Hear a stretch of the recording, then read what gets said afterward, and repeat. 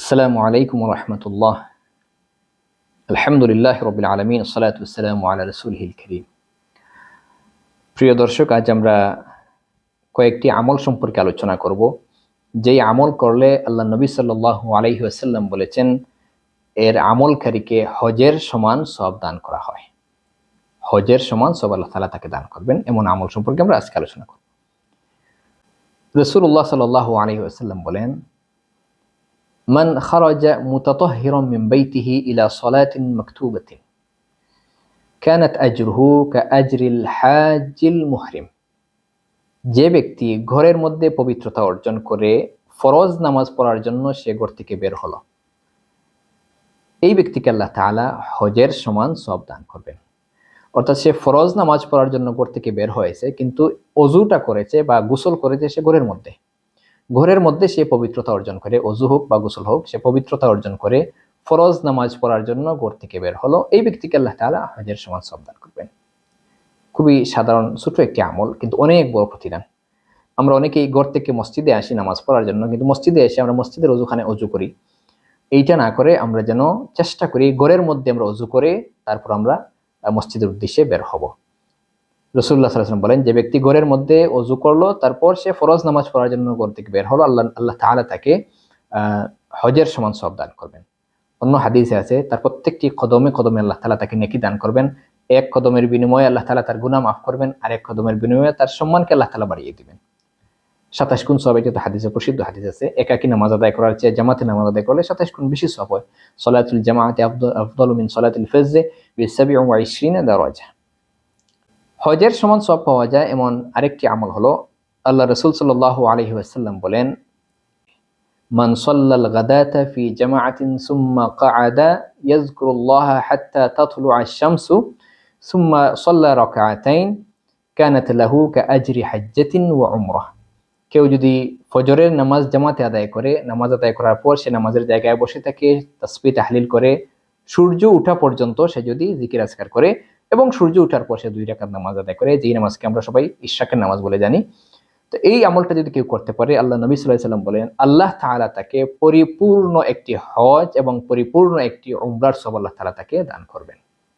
আরেকটি আমল হলো, আবু হুরায়রা রাদিয়াল্লাহু আনহু বলেন যে নবী করিম সাল্লাল্লাহু আলাইহি ওয়াসাল্লামের কাছে কিছু গরীব সাহাবী আসলেন। এসে বললেন যে, ইয়া রাসূলুল্লাহ, ধনী সাহাবী যারা, তারা তো তাদের সম্পদের কারণে আমাদের থেকে অনেক এগিয়ে যাচ্ছে, সব এই সওয়াব সব নেকি তারা নিয়ে যাচ্ছে, বা তারা তো আমাদের থেকে অনেক এগিয়ে যাচ্ছে নেকির দিক থেকে।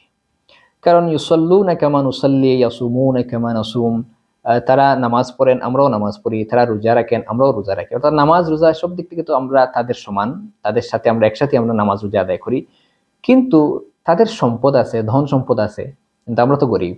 তো তাদের সম্পদের কারণে তারা হজ করতে পারেন, তারা উমরা করতে পারেন, তারা জিহাদে যেতে পারেন, ইয়াহুজ্জুনা ওয়া ইয়াতামিরুনা ওয়া ইউজাহিদুনা ওয়া ইয়াতাসাদ্দাকুন, তারা সদকা করতে পারেন, হাদিসের ভাষায় আছে। তারা তাদের সম্পদ আছে, সুতরাং তারা এই টাকা ব্যয় করে, তাদের অর্থ সম্পদ ব্যয় করে তারা হজ করতে পারেন, উমরা করতে পারেন, তারা জিহাদে তারা সহযোগিতা করতে পারেন, তারা দান সদকা করতে পারেন। কিন্তু আমাদের তো সম্পদ নাই, আমরা এগুলো কিভাবে করব? তো আমরা যেহেতু করতে পারি না, তারা এগুলো করতে পারে, তো তারা তো সওয়াবের দিক থেকে আমাদের থেকে অনেক এগিয়ে গেলেন। তখন আল্লাহ নবী সাল্লাল্লাহু আলাইহি ওয়াসাল্লাম তাদেরকে বললেন, আমি তোমাদেরকে একটা জিনিস শিখিয়ে দেই, তোমরা যদি এগুলো করতে পারো, তাহলে যারা তোমাদের থেকে এগিয়ে গেছে সম্পদের কারণে, তো তোমরাও তাদের সমপর্যায়ের হতে পারবে, আর তোমাদের পরবর্তীতে যারা আসবে এরা কেউই তোমাদের সমপর্যায়ে হতে পারবে না, তবে যে ব্যক্তি তোমাদের মতো এই আমল করবে তার কথা ভিন্ন।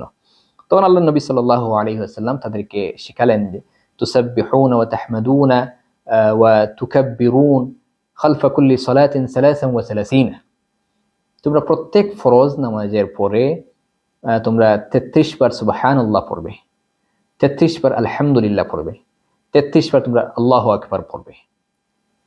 তো আল্লাহ নবী সাল্লাল্লাহু আলাইহি ওয়াসাল্লামের কাছে তারা অভিযোগ করেছিলেন, ধনী সাহাবীরা হজ করেন, উমরা করেন, যাকাত সদকা দেন, দান সদকা তারা যাকাতের অন্তর্ভুক্ত, তারপরে তারা জিহাদের মধ্যে সহযোগিতা করতে পারেন। তো নবী করিম সাল্লাল্লাহু আলাইহি ওয়াসাল্লাম তাদেরকে বুঝালেন, তোমরা যদি এই আমলগুলো করতে পারো, প্রত্যেক ফরজ নামাজের পরে যদি তোমরা তাসবিহ পড়তে পারো 33 বার, তাকবীর 33 বার, তাহমিদ 33 বার, সুবহানাল্লাহ 33 বার, আলহামদুলিল্লাহ 33 বার, আল্লাহু আকবার 33 বার, তো তোমরাও তাদের সমপর্যায়ে, যারা হজ করছে, উমরা করছে, জিহাদ করছে, বা যারা আল্লাহর রাস্তায় দান সদকা করছেন, তাদের সমপর্যায়ে তোমরা নেকি লাভ করতে পারবে। আরেকটি আমল হলো, রাসূলুল্লাহ সাল্লাল্লাহু আলাইহি ওয়াসাল্লাম বলেন, মান গাদা ইলাল মসজিদ লা ইউরিদু ইল্লা আন ইয়াতাআল্লামা খায়রান আও ইউআল্লিমাহু কানাত আজরুহু কাআজরিল হাজ। কেউ যদি মসজিদে যায় কোনো কিছু শেখার জন্য, সে মসজিদে গেল, তার উদ্দেশ্য হলো মসজিদে গিয়ে ভালো কোনো কিছু শিখবে অথবা কাউকে শিখাবে, তাহলে এই ব্যক্তিকে আল্লাহ তাআলা হজের সমান সওয়াব দান করবেন। মসজিদের মধ্যে বিভিন্ন মজলিস হচ্ছে, কোরআন এবং হাদিসের আলোচনা হচ্ছে, বা কোরআন শরীফ দর্স হচ্ছে, তো এগুলো যদি কেউ শেখার জন্য মসজিদে যায় অথবা কাউকে শেখানোর জন্য যায়, কাউকে একটা সূরা শেখানোর জন্য, একটা দোয়া শেখানোর জন্য, একটা মাসালা শেখানোর জন্য সে মসজিদে গেল, তো যে ব্যক্তি মসজিদে যাবে কোনো কিছু শেখার উদ্দেশ্যে অথবা সে মসজিদে যাবে কাউকে ভালো কোনো কিছু শেখানোর উদ্দেশ্যে, আল্লাহ নবী সাল্লাল্লাহু আলাইহি ওয়াসাল্লাম বলেন এই ব্যক্তিকে আল্লাহ তাআলা হজের সমান সওয়াব দান করবেন। আরেকটি আমল হলো, নবী করিম সাল্লাল্লাহু আলাইহি ওয়াসাল্লামের কাছে এক সাহাবী এসে জিহাদের বিষয়ে তিনি আলোচনা করলেন, যাওয়ার বিষয়ে। তো রাসূলুল্লাহ সাল্লাল্লাহু আলাইহি ওয়াসাল্লাম থেকে জিজ্ঞেস করলেন, তোমার মা বাবা কেউ জীবিত আছেন কিনা? তিনি জবাব দিলেন যে আমার মা জীবিত আছেন।